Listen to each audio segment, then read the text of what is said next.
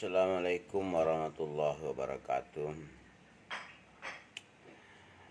Pertemuan kita hari ini, topik yang akan kita bicarakan dalam mata kuliah Kewirausahaan 2 adalah aspek pemasaran. Minggu yang lalu kita sudah membicarakan tentang aspek produksi. Perlu mahasiswa ketahui bahwa perspektif kewirausahaan menyebutkan bahwa ilmu pengetahuan yang Anda miliki itu seperti seikat anak panah dari beberapa tipe. Tipe yang dimaksud adalah seller, bagaimana jual, strategi, kemudian analitik dan finance, leadership, dan spesialis. Ditambah dengan ilmu lain yang diperlukan di dalam menjalankan sebuah usaha. Jadi semua itu membutuhkan sebuah brosur, yaitu kewirausahaan, agar bisa digunakan sebagaimana mestinya. Dari aspek marketing ini perlu kita pahami lebih awal tentang perencanaan pemasaran. Perencanaan pemasaran adalah bentuk dari proses manajemen yang mengarah pada strategi, di mana tujuan utamanya yaitu untuk mencapai tujuan pemasaran, sehingga marketing plan ini dilakukan pada serangkaian proses yang sistematis dan melalui koordinasi untuk mendapatkan keputusan rencana pemasaran. Jadi rencana pemasaran yang baik menjelaskan semua alat dan taktik yang akan digunakan untuk mencapai sebuah sasaran penjualan.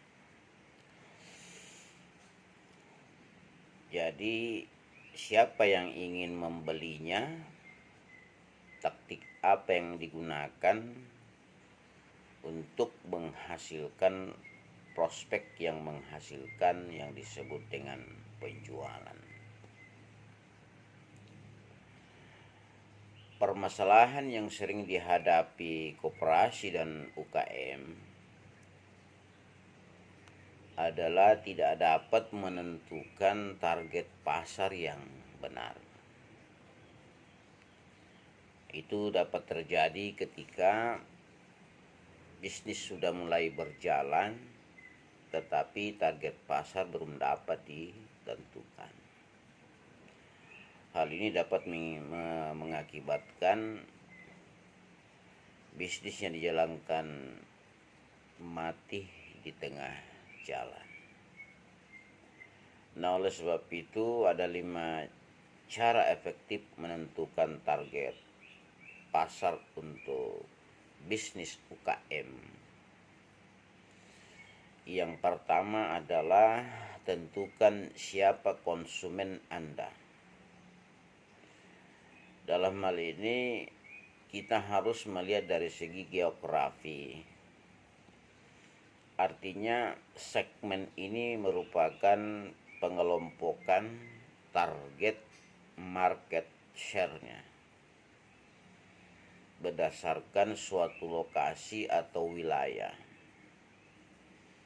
Segmentasi ini bertujuan mengetahui hubungan target pasar dengan harapan setiap wilayah memiliki kebutuhan yang berbeda sehingga dapat dicocokkan untuk karakteristik produk atau brand yang dimiliki. Misalnya penjualan pupuk di wilayah perkebunan, penjualan pakan untuk peternakan. Nah, ini segmen ini atau brand Anda itu ini harus segmentasinya mencakup pada lingkungan, kode pos, kode area, kota, provinsi, dan wilayah. Itu kalau bicara tentang geografi. Yang kedua bicara tentang demografi, artinya pengelompokan seperti jenis kelamin, usia, tingkat pendidikan, dan tingkat pendapatan bertujuan untuk mengetahui apakah produk atau brand yang akan dipasarkan cocok dengan klasifikasi umur yang dimaksud tadi. Apakah cocok dengan usia, tingkat pendidikan. Jadi kita harus melihat bahwa misalnya diperkirakan kita memasarkan sebuah produk kosmetik umur 12 sampai 17 tahun. Nah, itu harus dibedakan dengan orang yang berumur di atas 30 tahun. Kemudian dari aspek psikologi. Dari aspek ini Anda memberi target pasar berdasarkan kelas ekonomi, kelas kepribadian seseorang, kemudian gaya hidup. Nah, segmen ini menjadi masyarakat berdasarkan tingkat pekerjaan yang dimiliki oleh seseorang. Gaya hidup melibatkan nilai, kepercayaan, minat, dan sebagainya. Kalau dari segi psikologi, di dalam teori dikatakan bahwa pilihan yang dibuat seseorang saat membeli produk atau jasa adalah cermin dari preferensi gaya hidup mereka atau kelas-kelas sosial ekonominya. Kemudian yang kedua adalah kebutuhan target pasar. Kebutuhan target pasar ini menentukan siapa konsumen Anda. Selanjutnya, mencari informasi kebutuhan konsumen yang Anda tuju. Cara ini dapat Anda lakukan dengan melakukan tes produk, sehingga dengan demikian Anda dapat mengetahui kebutuhan pasar. Nah, salah satu media untuk memperkenalkan produk memaksimalkan hal tersebut untuk mencari informasi sebanyak-banyaknya tentang kebutuhan target pasar Anda.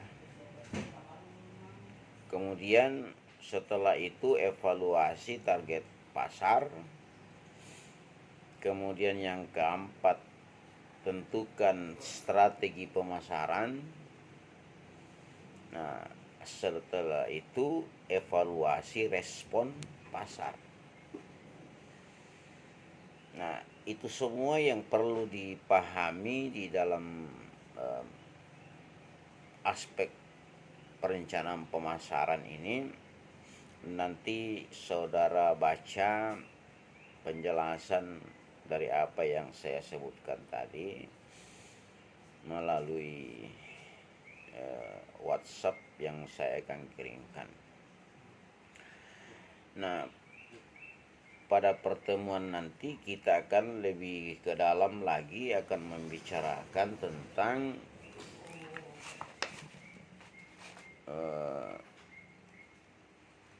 marketing mix dan strategi. Untuk hari ini saya cukupkan. Assalamualaikum warahmatullahi wabarakatuh.